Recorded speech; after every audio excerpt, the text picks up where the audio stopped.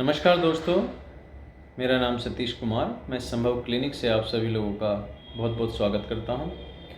संभव क्लिनिक पर हम ये विश्वास करते हैं और हमारे पुस्तकों में जो कि आयुर्वेद सार संग्रह है, चरक संहिता है और जितने भी हमारे आयुर्वेद के ग्रंथ हैं उन सब में ये लिखा हुआ है और ये माना भी गया है कि जो भोजन है आपका, जो आपके आसपास वनस्पतियां हैं, पेड़ पौधे हैं, वही मेडिसिन है। तो मैं आप सबका स्वागत करता हूं। आज का हमारा टॉपिक है लंग कैंसर, लंग कैंसर की स्टेजिंग, लंग कैंसर के कारण, लंग कैंसर क्यों इतना ज़्यादा फैल रहा है और किस किस तरह के वो उपाय हैं जिनको हम करके अपने फेफड़ों को, लंग्स को स्वस्थ रख सकते हैं और इससे बचाव, लंग कैंसर से बचाव, फेफड़ों से होने वाली बीमारियों से बचाव। तो आइए शुरू करते हैं। लंग्स और फेफड़े, हमारे दो फेफड़े होते हैं, दायां और बायां। दोनों फेफड़े हमारे सांस लेने और ब्लड में ऑक्सीजन डिलीवर करने का काम करते हैं। जब हम सांस लेते हैं तो ऑक्सीजन अंदर जाती है, जो फेफड़ों में जाती है। फेफड़ों के अंदर छोटी छोटी फूलने और सिकुड़ने वाली गुब्बारे नुमा संरचनाएं होती हैं। उन संरचनाओं से हम जब फेफड़े काम करते हैं तो हमें ऑक्सीजन मिलती है और कार्बन डाइऑक्साइड वापस आउट होकर हमारे नाक से बाहर आ जाती है। ये एक सांस लेने की प्रक्रिया है। अब इस प्रक्रिया में होने वाले चेंजेस, जैसे कि कहीं कहीं पर ये देखा गया है कि इंडस्ट्री बहुत ज़्यादा है, पोल्यूशन बहुत ज़्यादा है, सांस लेने में ही इतनी कठिनाई होती है कि अगर किसी को दमा की सांस की थोड़ी बहुत समस्या है कि उसकी समस्या तो बहुत ज़्यादा बढ़ जाती है। तो लंग कैंसर में हमारी जो सांस लेने वाली और जो ऑक्सीजन को लेकर, ऑक्सीजन में से जो ब्लड के अंदर, खून के अंदर जो उसको डिलीवर करने की जो प्रक्रिया होती है वो डिस्टर्ब होती है। मेनली जो हमारी एल्वियोलाई होती हैं लंग्स के अंदर, उनके आसपास या दाएं और बाएं फेफड़े में जिससे हवा जाती है उस सेक्शन में गांठें बन जाती हैं। अब मुख्य कारण इसके यही है कि आजकल स्मोकिंग बहुत ज़्यादा फैशन में है। तो सिगरेट स्मोकिंग, बीड़ी स्मोकिंग, धूम्रपान के साथ साथ में जो लोग शराब का नशा करते हैं, यानी कि smoking plus drinking alcohol at the same time, दोनों को एक साथ लेने से कैंसर के चांसेस बढ़ जाते हैं। ऐसी कंपनियां, ऐसी फैक्ट्रियां जो रबड़ को या प्लास्टिक मटेरियल को जलाकर उसको यूज़ करती हैं, वहाँ पर रहने वाले मज़दूर, वहाँ पर रहने वाले कर्मचारी, इन लोगों को बहुत ही ज़्यादा चांसेस होते हैं कि उनको फेफड़ों का कैंसर डेवलप हो सकता है। माता पिता दोनों में से किसी को या दादा दादी में से किसी को अगर कैंसर पहले रहा है फेफड़ों का, तो इनहेरिटरी यानी कि वंशानुगत रीज़न से भी 2 या 3% लोगों में कैंसर की, फेफड़ों के कैंसर की समस्या आती है। इन्हीं सब कारणों को अगर हम ध्यान में रखें और इस चीज़ का ध्यान दें कि हम बचाव के ज़रिए, खान पान के ज़रिए, अच्छी ऑक्सीजन के ज़रिए, इनहेल एक्सेल, लंबी सांस लेना, लंबी सांस छोड़ना, स्वस्थ हवा में, क्योंकि एयर पोल्यूशन बहुत ज़्यादा है, एयर पोल्यूशन इंडेक्स बहुत ही ज़्यादा ख़राब है मेनली सिटी एरियाज़ में। जैसे कि हर बार हम देखते हैं कि एक पर्टिकुलर मंथ में दिल्ली के अंदर इतना धुआं है, इतनी गंदगी है कि लोगों को सांस नहीं आ रहा, या लोगों को मास्क लगा लगा कर घर से जाना पड़ रहा है क्योंकि बहुत ही ज़्यादा कार्बन आ जाता है बरसात से पहले। तो ये कारण है जो लंग कैंसर के कारण है। लंग कैंसर की स्टेजिंग में TNM प्रोसीजर का यूज़ किया जाता है। T4 ट्यूमर यानी कि गांठ, उसका साइज़ कितना है, N4 नंबर ऑफ नोड्स, वो कितनी जगह फैला है, और M4 मेट्स, उसके कितनी जगह पर मेटास्टेसिस हो गया है, कितनी जगह पर उसकी अलग अलग कोशिकाएं बन गई हैं, अलग अलग गुच्छे बन गए हैं ट्यूमर के। तो TNM प्रोसीजर से इसकी डायग्नोस्टिक किया जाता है। डायग्नोस्टिक प्रोसीजर में नॉर्मली चेस्ट एक्सरे आपका डॉक्टर आपको बता सकता है, एक CT करा सकता है, CT कंट्रास्ट भी करा सकते हैं, और फिर दूसरी तरह के टेस्ट होते हैं जैसे बायोप्सी होती है, टिश्यू को लेकर उसका कल्चर भेजा जाता है, उससे पता चल जाता है कि हाँ ये कैंसरस सेल है या नहीं, और पेट स्कैन में भी पता चल जाता है कि कैंसर कहाँ कहाँ पे फैला हुआ है। अब आइए जानते हैं इसके बचाव के उपाय।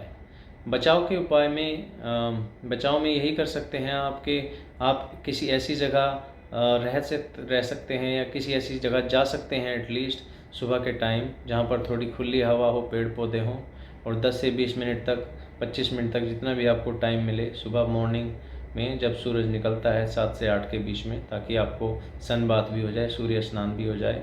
आप उस टाइम पर अपनी आंखें मीचें, आराम से बैठें और इनहेल, लंबी सांस लें, 2 सेकंड रोकें और फिर लंबी सांस को छोड़ें।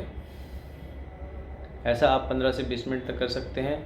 लॉन्ग इनहेल एक्सेल करने से जो आपके फेफड़ों के अंदर, आपके ब्लड के अंदर ज़्यादा ऑक्सीजन डिलीवरी होती है, उससे आपको कैंसर होने के चांसेस कम रहते हैं। मोर oxygen, less number of chances that you will develop cancer. अपनी ओरल कैविटी का ध्यान रखें। ओरल कैविटी का मतलब है कि आपके कोई दांत, कोई ऐसा जिसका कोई आरसीटी हुआ है, जो फेल्ड है, जिसमें नीचे पस पड़ गया है या जिसमें दर्द रहता है आपको कंटिन्यू, उस दांत का ज़रूर ट्रीटमेंट कराएं। मुंह की सफाई रखें, क्योंकि ओरल कैविटी डायरेक्ट लिंक्ड है आपके मुंह के कैंसर से, जीभ, गले और दूसरे तरह के कैंसर से, specially lung and breast cancer में भी। अपने मुंह की सफाई रखें। तीसरा जो आप प्रोसेस यूज़ कर सकते हैं अपने आप को बेहतर रखने के लिए, जूसिंग। जैसे मैंने बताया अपने पिछले वीडियोज़ में, एंटी इन्फ्लेमेटरी जूस, 2 से 3 चम्मच कच्ची अदरक का रस, 2 से 3 चम्मच कच्ची हल्दी का रस, और साथ में जैसे गाजर का जूस हो गया या मौसमी का, संतरे का जूस हो गया, इनको आप मिलके दिन में 1 से 2 बार लेने से आपके ब्लड में ऑक्सीजन की मात्रा अच्छी रहेगी, एनर्जी लेवल ज़्यादा रहेगा और कहीं ना कहीं आपको प्लांट बेस्ड डायरेक्ट ऑक्सीजन की डिलीवरी आपके शरीर में मिलेगी। स्मोकिंग ना करें, स्मोकिंग को अवॉइड करें। भीड़ भाड़ वाली जगहों में जहाँ पर बहुत ज़्यादा धूल धुआं प्रदूषण है, वहाँ को अवॉइड करने की कोशिश करें। जब भी आपको समय मिलता है तो आयुर्वेद में नास्य चिकित्सा है, जिसमें हम नाक के जरिए तेल डालते हैं, मेडिकेटेड ऑयल्स डालते हैं, और आपका जो साइनसाइटिस की प्रॉब्लम होती है, ब्रीदिंग एयरवेज बात की प्रॉब्लम होती है, उसको दूर करते हैं। तो आप नास्य ले सकते हैं किसी आयुर्वेदन पंचकर्मा डॉक्टर से। और आप बस इस बात का ध्यान रखें कि जिन कारणों से आपको लंग कैंसर होने के चांस, आपके इम्यून सिस्टम डाउन होने के चांस हैं, उन चीज़ों को ना करें। समय पर भोजन खाएं, स्वस्थ खाएं। सुबह के 9 बजे से लेकर शाम के 6 बजे के बीच में अपना भोजन ख़त्म करने की कोशिश करें, क्योंकि जब हमारा शरीर 8 से 9 घंटे फूड को प्रोसेस करता है और 13 से 14-15 घंटे वो फास्टिंग में रहता है, तो उस टाइम पर हीलिंग यानी कि शरीर को ठीक करने की प्रक्रिया चलती रहती है, सेल साइकिल नॉर्मल बना रहता है। किसी भी कार्सिनोजन को अपने रोज़ के खान पान में इस्तेमाल ना करें। जैसे मैंने बताया कि शराब, गुटखा, बीड़ी, खैनी, तंबाकू, इन सब चीज़ों के सेवन से बचें। प्राणायाम, योगा, श्वास, ये सब क्रियाएं करने से आपको फेफड़ों का कैंसर नहीं है चांसेस, या बहुत कम चांसेस हैं कि आप उस तरह की किसी समस्या में पड़ेंगे। फिर भी यदि आपके परिवार में, आपके आसपास यदि कोई जानने वाला या आपका पड़ोसी या आपका दोस्त, मित्र, फैमिली का कोई मेंबर अगर किसी वजह से कैंसर की समस्या से जूझ रहा है, तो आप लोग हमें संभव क्लिनिक पर कांटेक्ट कर सकते हैं। कांटेक्ट नंबर्स हमारे वीडियो में दिए हुए हैं, हमारी वेबसाइट पर हैं sambhavclinic.com पर। और आपको फूड से लेकर किस तरह का खाना खाना चाहिए, क्या क्या चीज़ें हैं जो नहीं करनी चाहिए, क्या क्या ऐसी चीज़ें हैं जिनको करने से आप कैंसर से बच सकते हैं, including food as a medicine. हमारे यहाँ पर जूस थेरेपीज़ हैं, नॉर्मली प्लांट से निकले हुए डायरेक्ट एक्सट्रैक्ट्स हैं। जैसे कि मैं आपको कुछ दिखा देता हूँ, जैसे कि उनमें से एक है अपना सी बकथॉर्न जूस। ये मल्टीविटामिन से भरपूर है, एंटीऑक्सीडेंट से भरपूर है। जैसे कि स्ट्रॉबेरी है, पाइनएप्पल है, मौसमी है, किन्नू, संतरा है, ये सब जूसेस, इनसे एंटीऑक्सीडेंट शरीर में जाते हैं, ऑक्सीजन की डिलीवरी बढ़ती है। आपके फेफड़ों को, जो कि कम काम करते हैं लंग कैंसर में, अगर आप जूसिंग साथ में करते हैं तो उससे आपको मदद मिलती है। सेल्फ मेडिकेशन, खुद से दवाई बिल्कुल ना करें, खुद से दवाई ना करें। अपने आयुर्वेदिक डॉक्टर से, अपने नेचुरोपैथ से, अपने आसपास के डॉक्टर से सलाह ज़रूर लें। अगर कोई क्रिटिकल ट्रॉमा की सिचुएशन है तो इमरजेंसी हेल्पलाइंस पर भारत की जो दी हुई हैं उन पर आप कांटेक्ट करें। आप हमसे मिलना चाहते हैं, आप संभव क्लिनिक पर आकर मिल सकते हैं।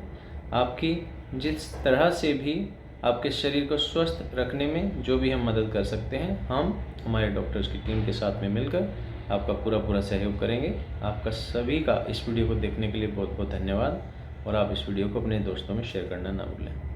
धन्यवाद। जय हिंद।